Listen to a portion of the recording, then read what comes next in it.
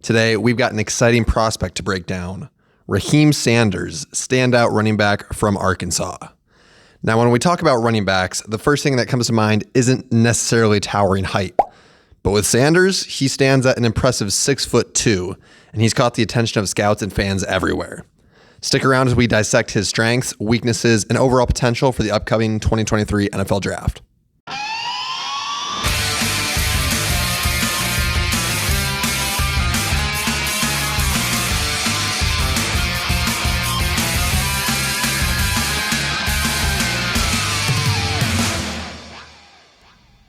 Before we dive into the nitty-gritty, let's just get familiar with Raheim Sanders. He goes to school at Arkansas right now and is just 21 years old.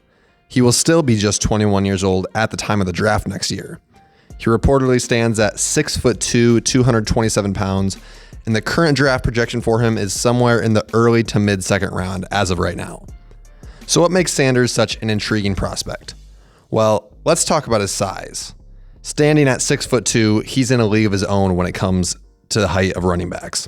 Traditionally, that might raise some eyebrows, given that there aren't many relevant running backs that tall in the NFL outside of Derrick Henry, but Sanders seems to be defying the odds.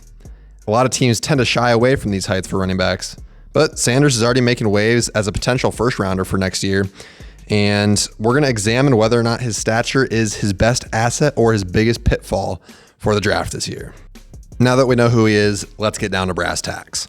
What has Sanders shown us on the field?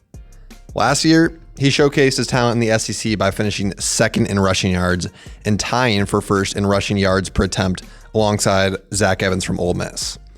He had 1,443 rushing yards and 10 touchdowns on 222 attempts on the ground last year, and he also contributed 28 receptions for 271 yards and 2 receiving touchdowns in the passing game. A big factor to consider from last season was how much his performance improved from his first year, with his yards per carry jumping from 5.1 his freshman season to a whopping 6.5 last year. With those kind of numbers, there's got to be a lot to like about his game. So let's just start talking about some of his biggest strengths. With his great size that we've already talked about, he's able to leverage it and push through piles in short yardage and goal line situations.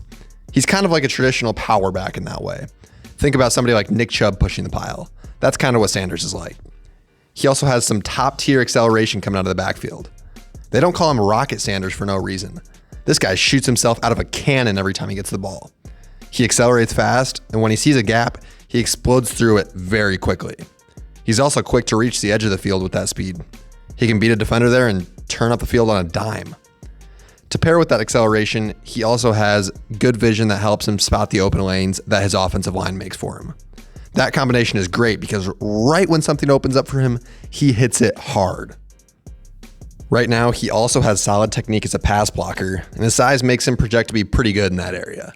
We've seen young running backs lose their starting position quickly when they don't know how to protect their quarterback in passing situations, but Sanders has the tools to be pretty good at this if he gets coached up a little bit more. When he gets to the second level of the field, good things usually happen. He's skilled at making defenders miss and breaking tackles, and he's very good at using his offhand to stiff arm or fend off defenders, much like somebody like Nick Chubb or Derrick Henry does in the NFL. He also just has a certain creativity about him in the open field that allows him to get extra yards and break off runs for a touchdown. This is all really promising stuff for him, but of course, no prospect is perfect, so we also need to talk about some of the areas that Raheim Sanders needs to improve on. With his size, he has a tendency to run too upright, which can affect his balance and cause him to go down easier. His balance is one of the few recurring issues that he actually has on tape, and he just overall needs to get it refined so that he doesn't go down quite as easily when he's actually hit. Speaking of getting hit, he's too reliant on making contact with defenders in the open field rather than avoiding it. We see the elite running backs in the NFL hit a stiff arm or juke or try to run past a defender in the open field, but with his size, Sanders often just lets the contact happen, and that can lead to him getting tackled on a play where he otherwise would have scored a touchdown. I mentioned earlier that his acceleration is great, but it's also worth noting that his long speed is not quite as impressive. It's good enough that he can certainly win in a foot race, but he doesn't have elite long speed by any means, and he's more quick than fast. I think that the main weak spot in his game is his pass catching ability. He's not a bad receiver by any means, But there's some things that he's really going to need to work on if he wants to be above average at it in the NFL. For one thing, his route tree is extremely limited. He can only run a handful of routes well coming out of the backfield, and that makes him pretty predictable. He also struggles when faced with tight coverage. He's big enough to make a catch in traffic, but he doesn't separate particularly well, so that'll be an issue for him at the next level, especially when he already can't run that many routes. Now that we've heard both sides of the coin, let's recap some of the main points and how they can affect his NFL production. He has great size and solid pass protection skills that make him a good fit for all sorts of different schemes in the NFL. And he's already also a proven performer in the SEC, and his college success bodes well for his NFL future. But he's not the complete package. His receiving game needs development. His running style could get exposed more often against real NFL defenders. And while he can juke defenders in college, his lateral agility might face some challenges against more athletic NFL players. Though he's touted as an early round prospect, there's some room for growth, particularly in his pass catching abilities. So what's my final verdict on the Rocket? Well, I'm giving him a grade of 87.1 for right now, which puts him squarely in the early second round for next year's draft. He's a promising enough prospect, and he could certainly make his way into first round conversation if he has yet another great year with the Razorbacks in 2023. In terms of team fits, I think the Bills, Cowboys, Rams, and Vikings could all shape up to be great landing spots for him, but we'll have to see how all their running back situations end up during the season. Also, quick disclaimer, remember that it's still early on in the draft process, so this report is subject to change, especially as we get new tape and new information to evaluate this year. This could all change, so take it with a grain of salt for now.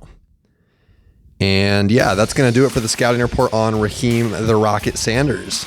If you enjoyed this breakdown, don't forget to hit that like, subscribe, and hit the bell down below so you don't miss a beat with the NFL Draft. Also, a special shout out to NFLDraftBuzz.com, whose research helped to make this report. Go check them out.